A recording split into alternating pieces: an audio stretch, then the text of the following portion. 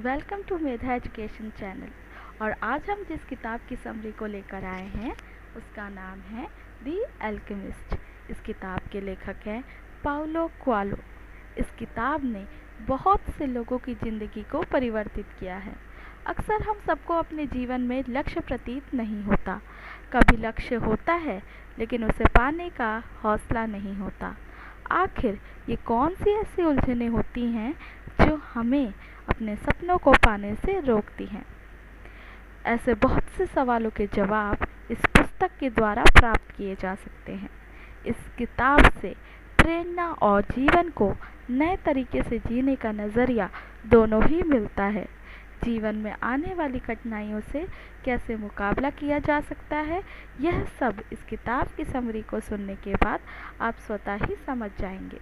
ये किताब हम सब के अंदर एक नई उम्मीद जगाएगी और प्रेरणा स्रोत की तरह काम करेगी। दोस्तों, इस वीडियो के अंत में इस कहानी से क्या सीखने को मिलता है, मैं उसके बारे में अवश्य बताऊंगी। तो चलिए शुरुआत करते हैं। एल्केमिस्ट में सैंटियागो नाम के एक युवा चरवाहे की कहानी है जो स्पेन के शहर एंडोलिशिया में रहा करता था। उसे दुनिया देखने का बहुत शौक था और एक बार उसके पिताजी ने कहा था कि अगर उसे दुनिया देखनी है तो चरवाहे बनने से ज़्यादा और कोई अच्छा काम नहीं हो सकता। तो सैंटियागो भी चरवाहा बन गया। उसने अपने भेड़ों के साथ एक गांव से दूसरे गांव जाना शुरू किया। सैंटियागो को इससे दो फायदे हुए। एक तो उसका घूमने फिरने का शौक पूरा हो गया और दूसरा वो अपनी भेड़ों का ऊन बेचकर कुछ पैसे भी कमा लेता था। इस बार भी सैंटियागो एक यात्रा पर निकला था। वो बहुत खुश हुआ क्योंकि इस बार भी सैंटियागो वहीं ऊन बेचने जा रहा था जहां वो कुछ समय पहले जाया करता था। पहले एक व्यापारी की बेटी को ऊन बेचकर वो वहीं पे आया था। वो इस बात से बहुत खुश था कि एक बार फिर से वो व्यापारी की बेटी से मिल पाएगा। चलते चलते बहुत रात हो जाती है तो सैंटियागो अपनी भेड़ों को एक चर्च में छोड़ देता है और खुद एक पेड़ के नीचे सो जाता है। इस बार भी उसे वही सपना आता है जो उसे कई बार पहले आ चुका था।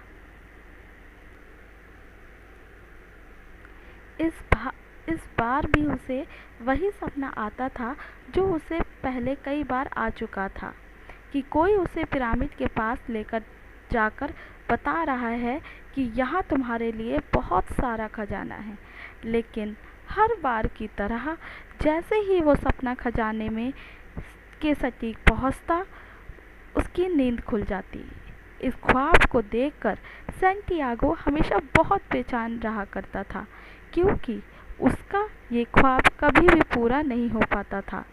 वो इसी अवधारणा में बैठा था कि उसी चर्च में उसे एक महिला दिखाई देती जिसके बारे में कहा जाता था कि वो महिला सपनों का अर्थ बताया करती थी।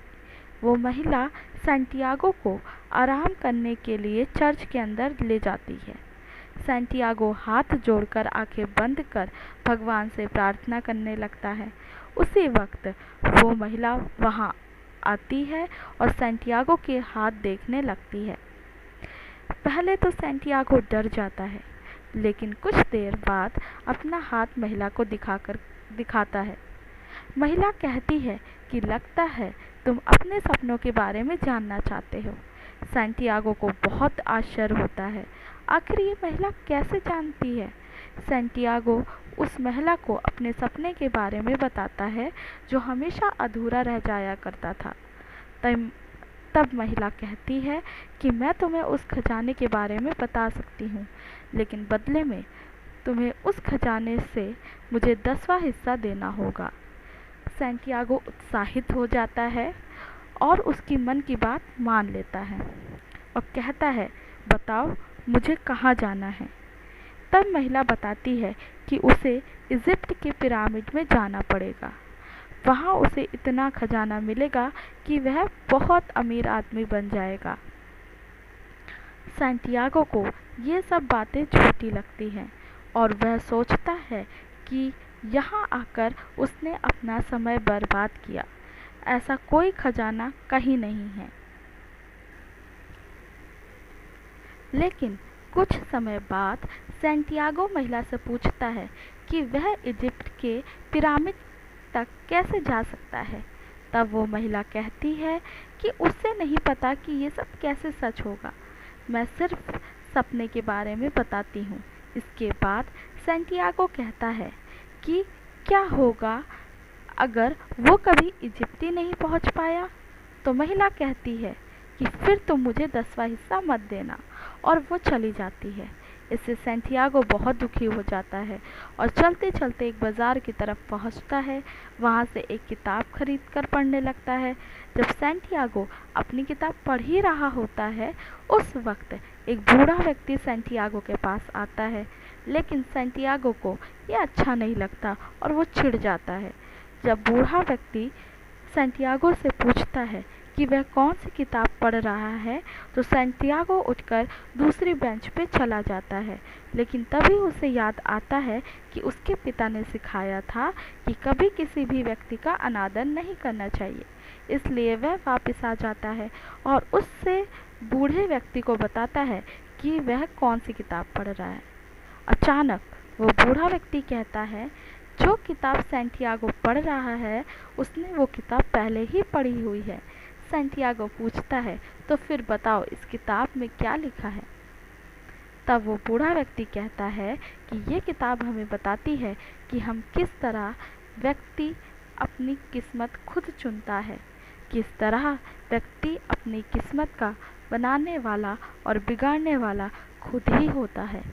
और इस किताब का अंत बताता है कि संसार का सबसे बड़ा झूठ क्या है।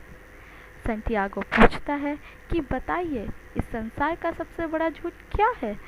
तो वो बूढ़ा व्यक्ति कहता है, इस दुनिया में रहते हुए किसी व्यक्ति पर आकर हमारे आसपास क्या हो रहा है हम इस पर नियंत्रण छोड़ देते हैं, और जहाँ हमारी किस्मत हमें ले जाती है हम चलना शुरू कर देते हैं, और किस्मत के भरोसे रहना ही संसार का सबसे बड़ा झूठ है। धीरे धीरे सैंटियागो को उस व्यक्ति की बातें अच्छी लगने लगती है। इसी तरह सैंटियागो उस व्यक्ति से और भी बातें करता है। कुछ समय बाद वो व्यक्ति सैंटियागो से कहता है कि वो उसे खजाने तक पहुंचा सकता है।